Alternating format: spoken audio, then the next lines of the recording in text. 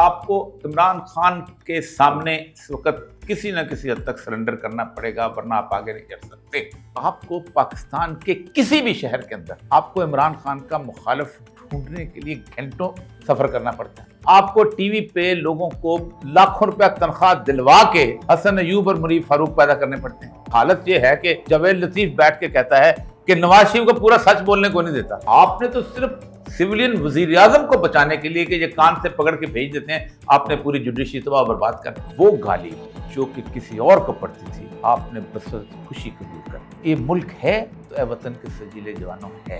पाकिस्तान के अंदर जिस बंदे ने भी ये जुडिशियल सिस्टम तबाह किया है, उसने एस्टेब्लिशमेंट की कोई खिदमत नहीं की। आपने जिन लोगों को फॉर्म 47 के जरिए बरसेदार लाए हैं, उनको वो बोलो। पाकिस्तान को अगर आज इस वक्त बहुत बड़े क्राइसिस से बचाना तो सिर्फ एक हल है।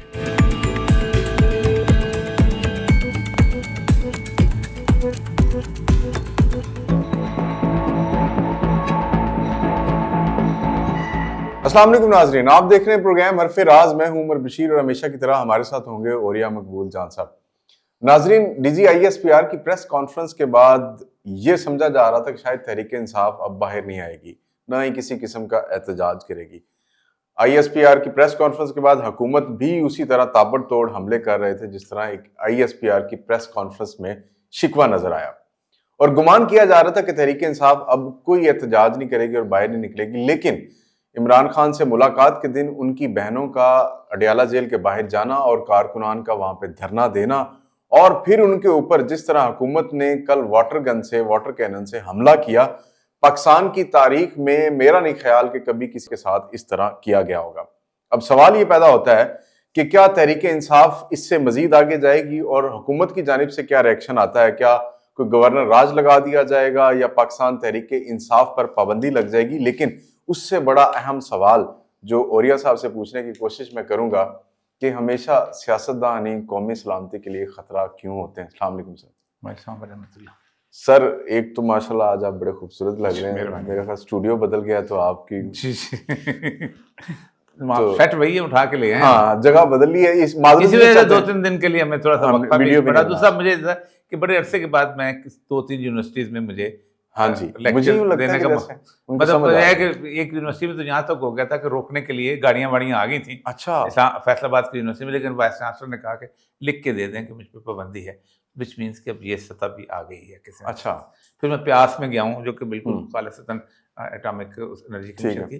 बहरहाल, अच्छा इसको छोड़, इस टॉपिक पे आते हैं। सबसे पहली बात तो ये, एक वो पर्सपेक्टिव है कि जो आपको कैमरे में नजर आता है, एक वो पर्सपेक्टिव है कि आपको जो जनरल पब्लिक की गुफ्तगू में नजर आता है, एक वो पर्सपेक्टिव है कि जो एडमिनिस्ट्रेशन की उस साइड पे बैठे हुए वो लोग जिन्होंने हुक्म की तामील करनी होती है उनको नजर आता है। अच्छा, इन तीनों में जमीन आसमान का फर्क है। ठीक है।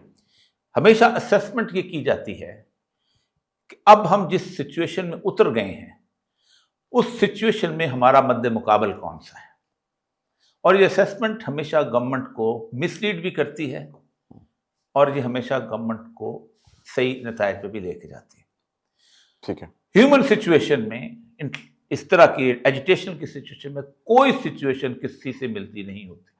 सही है। अगर आप ये समझते हैं कि बलूचिस्तान की इंसर्जेंसी में और KPK के अंदर जो कुछ हो रहा है उसमें आपस में कोई मासलत है और बंदूक हर जगह एक तरह चलेगी तो सबको खामोश कर देगी, बहुत मुश्किल है। अगर आप ये समझते हैं कि पंजाब के अंदर जो 77 की मूवमेंट थी या सिंध के अंदर थी वो, या मशरकी पाकिस्तान, देखा जाता है कि सामने मद्दे मुकाबल किस किस्म का है। ठीक है। यही वजह है कि ISPR की जो प्रेस कॉन्फ्रेंस थी, इस तरह की प्रेस कॉन्फ्रेंस पाकिस्तान में कभी नहीं होती थी। नहीं होती। मशरकी पाकिस्तान का सानहा बहुत बड़ा सानहा है पाकिस्तान की तारीख का, और जो कौम अपनी सानहात से नहीं सीखती वो कौम बुनियादी तौर पर बर्बाद हो जाया करती है। ठीक है। उस साने की कोई भी प्रेस कॉन्फ्रेंस मैंने अपने बचपन में कभी नहीं देखी। अच्छा। ना किसी अखबार के चीथड़े पे कोई लफ्ज आता था, ना कभी किसी रेडियो पे टेलीविजन पे कोई बात होती थी। आखिरी वक्त तक हम ये समझ रहे थे कि हम जीत रहे हैं। जो 16 दिसंबर से पहले जो तराना नैसन भट्टी का ऑन एयर हुआ था, उसमें किसी एक वाक्य का रेफरेंस था कि साढ़े सिर्फ 42 शेरा 540 मारे ने। तो इस मशरकी पाकिस्तान के दूर दराज इलाके और पंजाब में बहुत बड़ा फर्क था।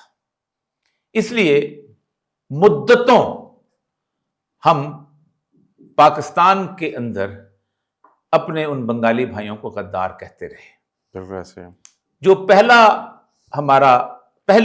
पहली मूवमेंट चली थी वो बांग्लादेश नामंजूर की मुहिम की मूवमेंट थी। अच्छा, कि मैं बांग्लादेश नाम, और उसको चलाने वाले थे जमात इस्लामी के अजीम तरीन कायदीन, क्योंकि उधर उन्होंने अलबदर और शम्स बनाई हुई थी। ठीक है। और उन्होंने कुर्बानियां दी थी, मारे भी जा रहे थे बेचारे, और बड़ी कहानियां वहां से आती थी, सुनती थी। जावेद हाशमी की क़ियादत में एक वफ्द गया था जिसको हेड कर रहे थे वारिस मीर साहब। अच्छा।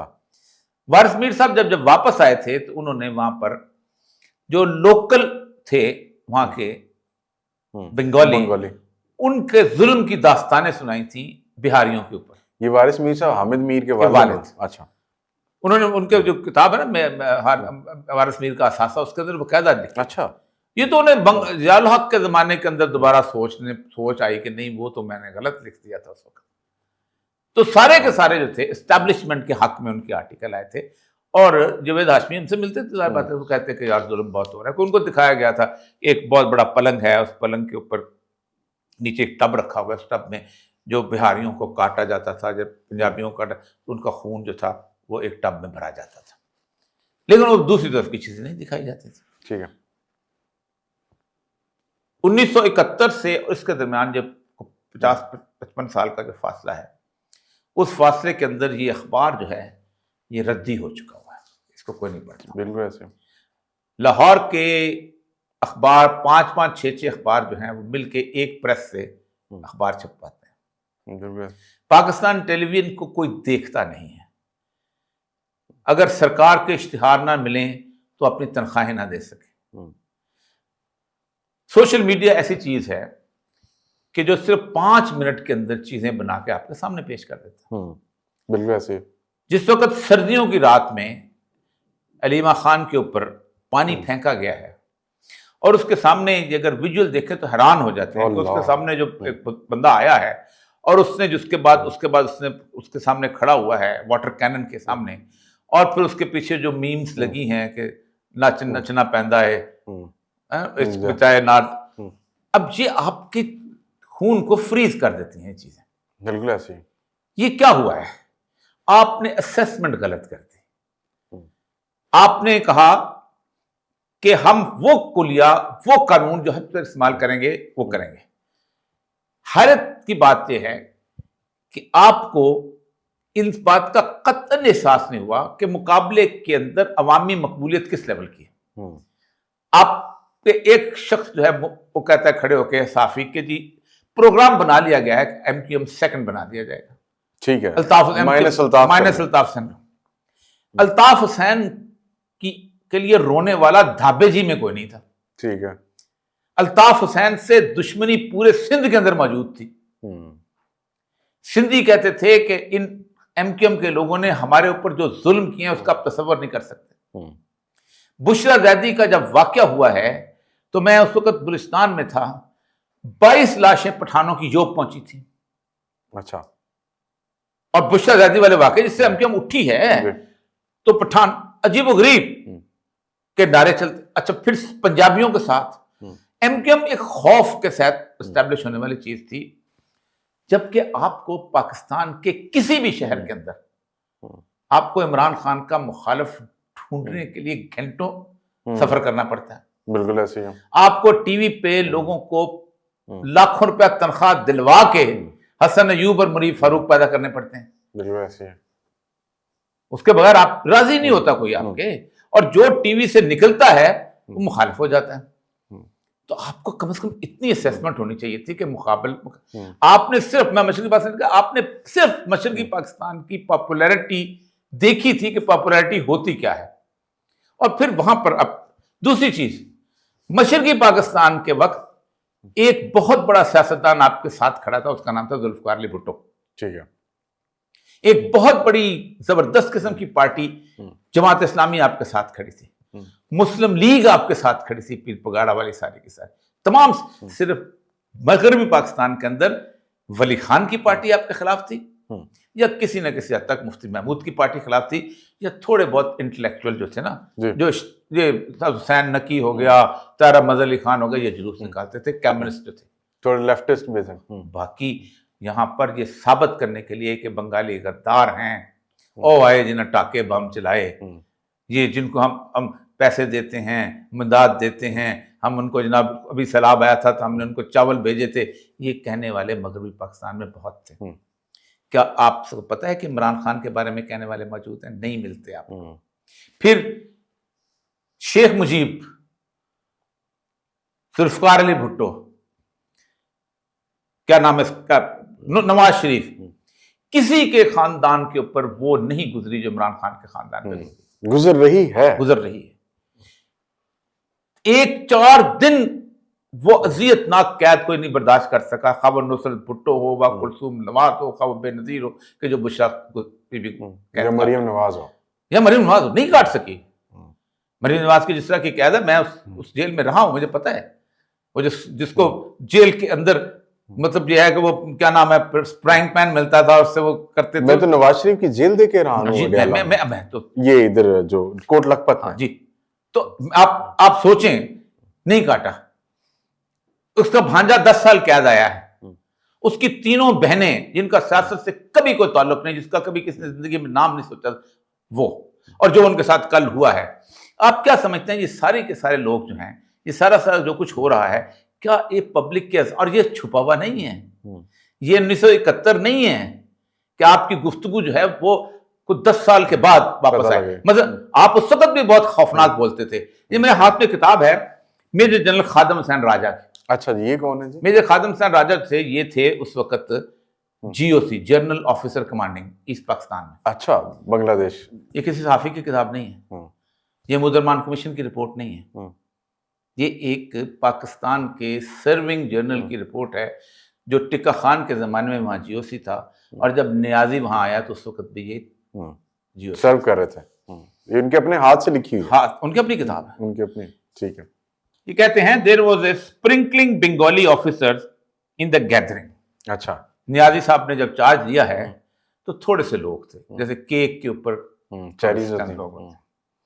To our concentration Niazi became abusive and started रैविंग।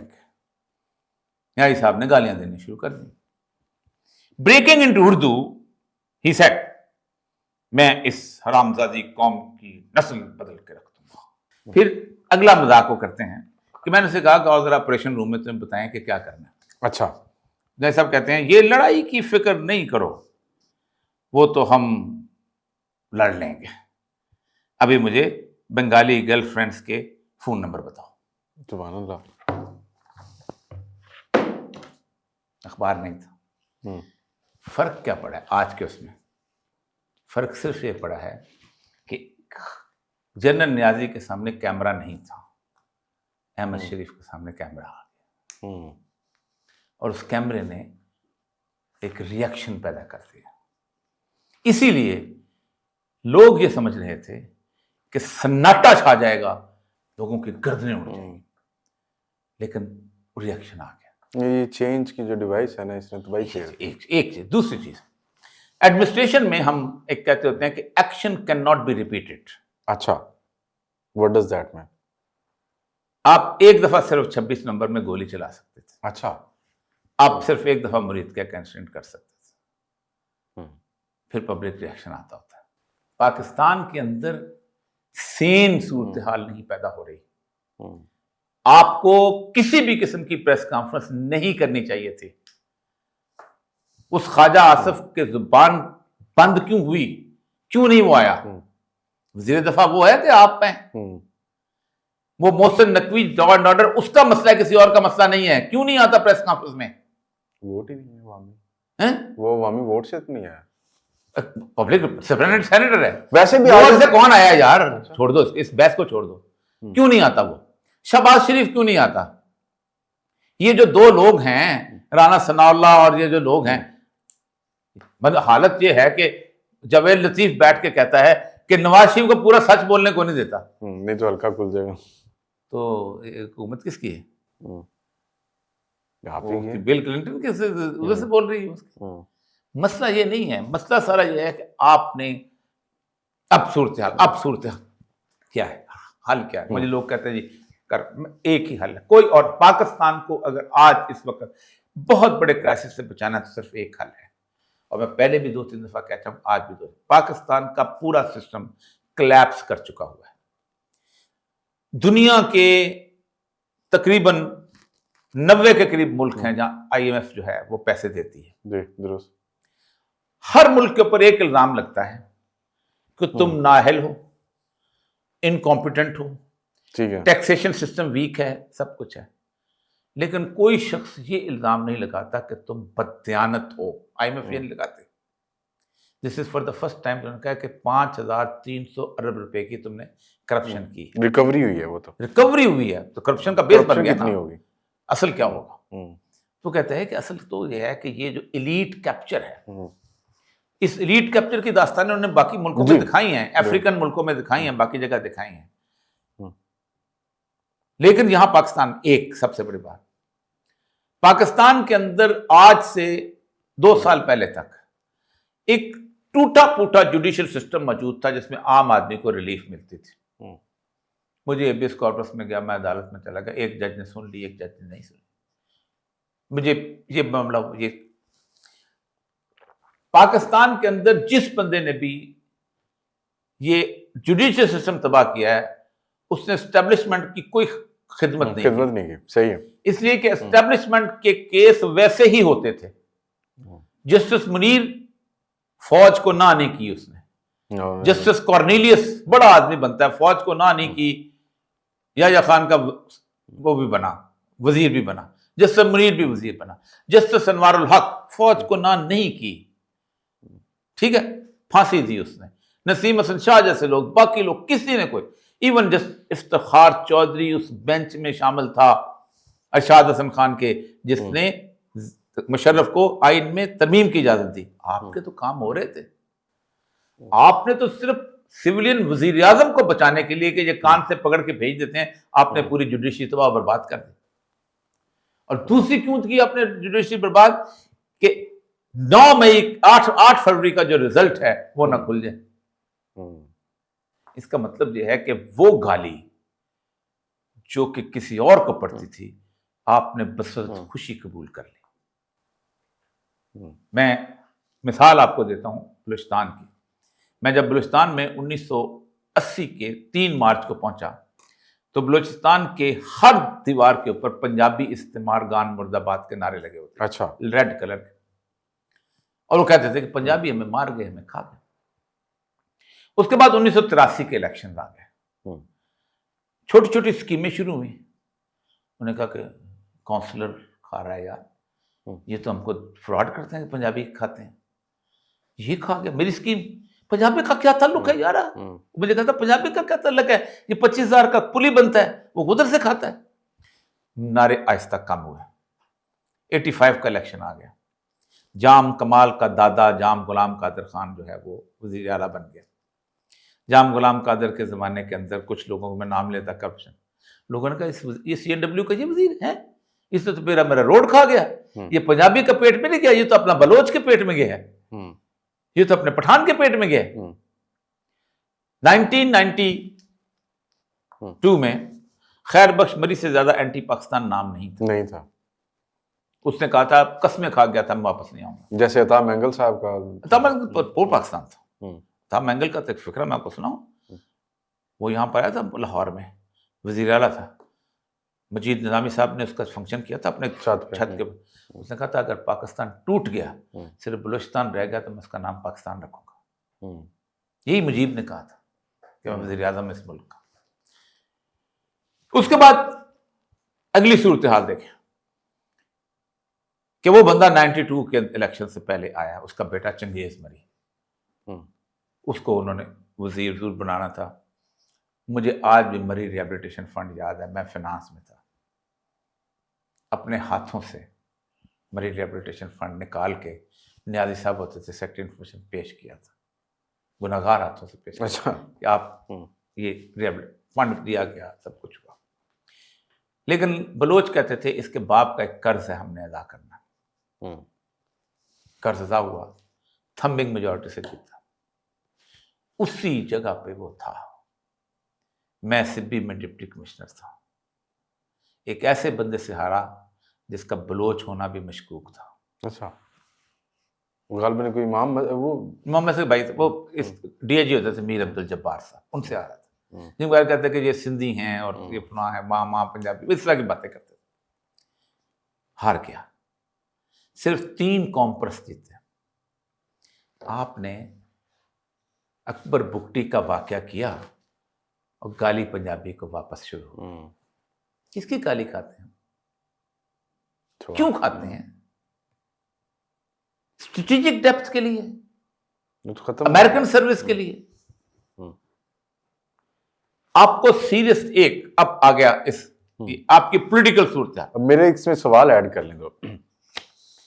एक तो सवाल ये है कि सर ये जो हमेशा से एक ही चीज हमें सुनने को मिलती है, मैं अब मुझे भी 33-34 साल हो गए जी, 10-12 मेरा बराबर, मैं 70 साल इंशाल्लाह अगले महीने हो जाऊंगा। माशाल्लाह सर, आपकी सेलिब्रेट करेंगे हम बर्थडे इंशाल्लाह। लेकिन सवाल ये कि मैं शर्ते जिंदगी इंशाल्लाह, अल्लाह ताला आपको सर लंबी जिंदगी दे और हमें सीखने का और मौका मिलता रहेगा। 33-34 साल से तो मुझे होश संभाले 10-12 साल साफत में आए हुए हो गए, मैं भी यही पढ़ता आ रहा हूँ और देखता आ रहा हूँ कि जो सिविल लीडरशिप है वो कौमी सलामती के लिए खतरा है। उससे पहले वाली जो कौम आपने देखा है उस वक्त भी यही बयानिया था, बयानिया कंसिस्टेंसी के साथ वही चलता आ रहा है उधर से, और उसके साथ 2-3 पॉलिटिकल जमातें खड़ी हो जाती, कभी पीपल्स पार्टी, कभी नून लीग खड़ी हो जाती। यही बयानिया नवाज शरीफ का था आज से 7 साल पहले। उस वक्त जब उसने मुजीबुर रहमान का नाम लिया तो ठीक था। इस वक्त इमरान खान ने जब मुजीबुर रहमान का नाम लिया तो प्रेस कॉन्फ्रेंस में कहा गया कि आप मिसालें किन गद्दारों की दे रहे हैं। तो नवाज शरीफ भी यही कहता था कि वो गद्दार नहीं है। के अंदर एक और सिमिलैरिटी है। मुजीबुर रहमान शामी साहब ने एक शख्स का इंटरव्यू किया था, अनारगुल का। अच्छा, अनारगुल वो बंदा था जिसकी ड्यूटी शेख मुजीब के साथ लगी थी उसके अंदर जेल में। अच्छा, वो जब उसको 25 मार्च को उसको उठा लिया था उन्होंने वहां से, शेख मुजीब को वहां पर। तो वो कहता है कि मैंने जब उसको वहां गया तो मैंने कहा तुम किधर आए हो? उन्होंने कहा मेरी आपके साथ ड्यूटी, खिदमत की ड्यूटी। तो उसने कहा अच्छा मुझे तुम मैं करूँ, पानी ला दो, मैं वज़ू करूँ और मैं नमाज़ पढ़नी। तो कहता मैं हैरान रह गया कि ये तो, मैं क्या था ये हिंदू है और तो शेख मुजीब ऐसे नाम रखा हुआ है। तो उसने नमाज़ पढ़नी शुरू कर दी। फिर मैं सब कुरान भी पढ़ता था।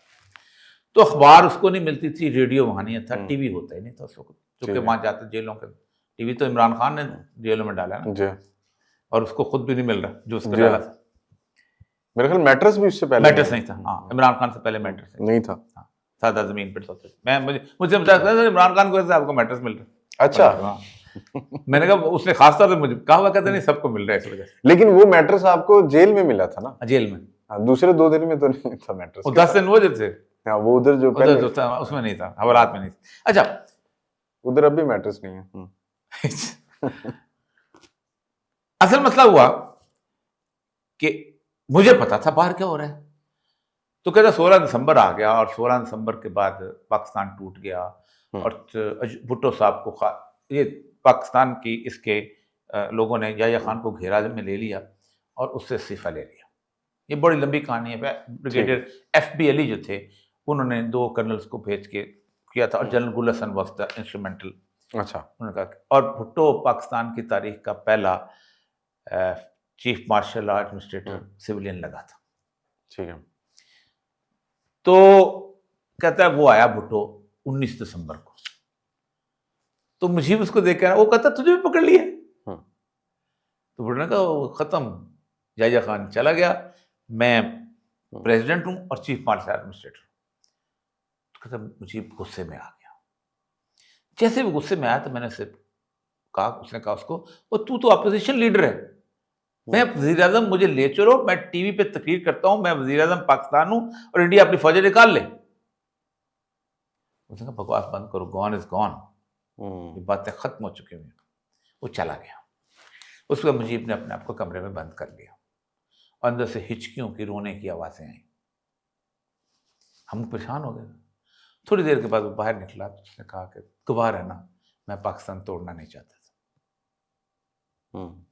जिस वक्त मुती रहमान निज़ामी पे इन पे मुकदमा चल रहा था तो वो लोग पाकिस्तान आए थे, क्योंकि मुजीबुर रहमान का वो बयान लेने आए थे जिसने महमूद रहमान कमीशन रिपोर्ट को दिया था कि मैं पाकिस्तान तोड़ना नहीं चाहता। अच्छा, आप उस वाक़े को भूल जाएं।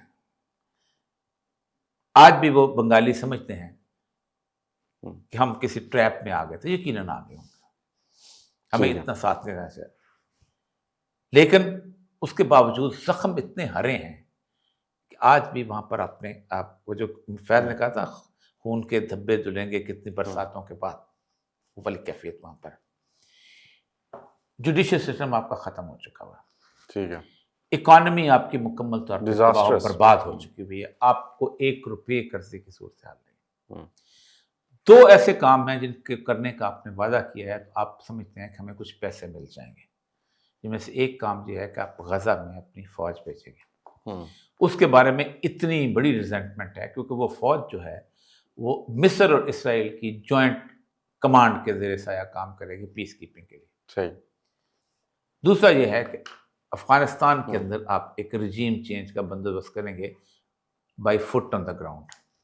फुट ऑन द ग्राउंड जो है वो अमेरिकन नहीं कर सके थे, ड्रोन से तो सब कुछ हो जाता।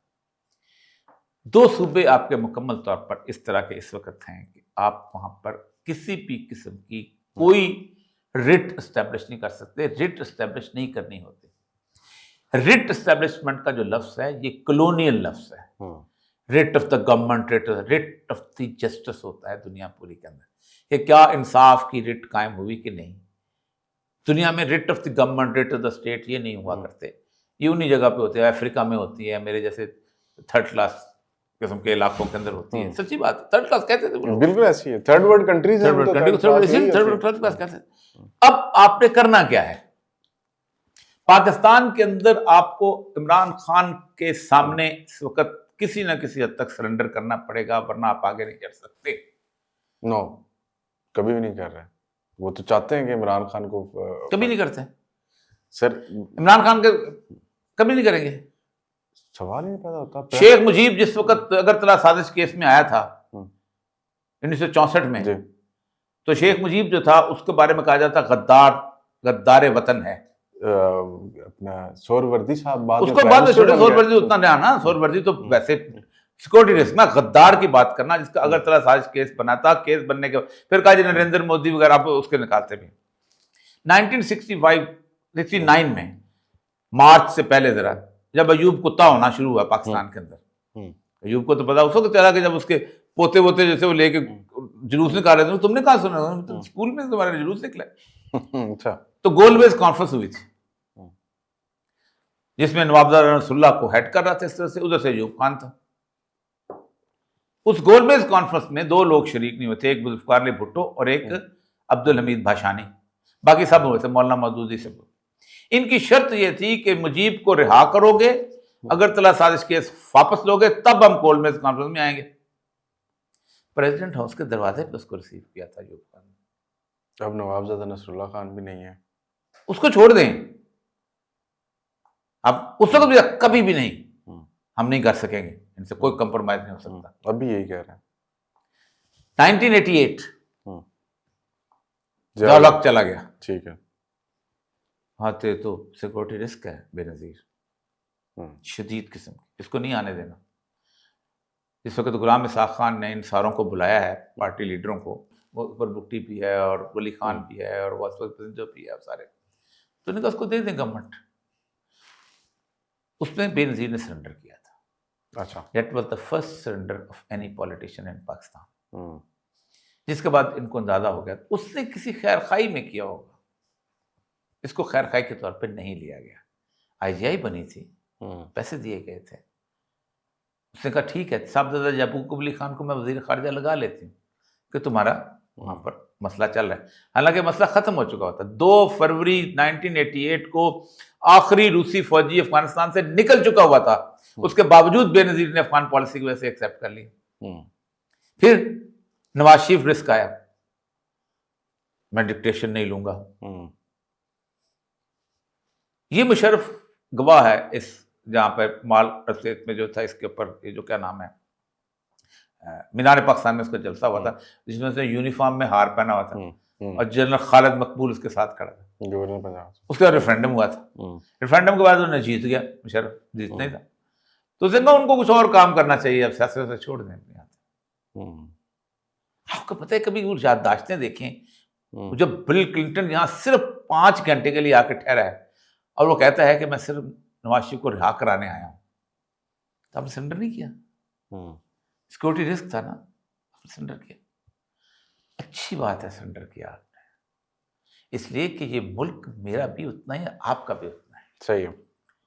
ये मुल्क है तो ए वतन के सजीले जवानों है, ये मुल्क इकोनॉमिकली प्रॉस्पर है, ये मुल्क पुरसकून है, तो आपके जो चलते हुए कदमों के नीचे धूल है मुजाहिदीन की, उसकी लोग कस्में खाते हैं।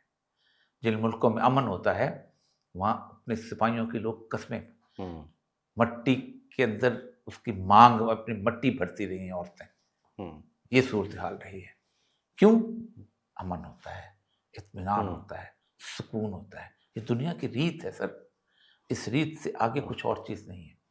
आपने जिन लोगों को फॉर्म 47 के जरिए बरसेदार लाए हैं, उनको कहो बोलो, अपने लाखों रुपए के भोंपूस को, और जिन लोगों को आपने सेंटर बनाया है जो एक सीट नहीं जीत सकते कराची के अंदर, उनको को चुप करके बैठो, जिनके लिए हमने इतनी बड़ी कुर्बानी दी है उनको बोलने दो।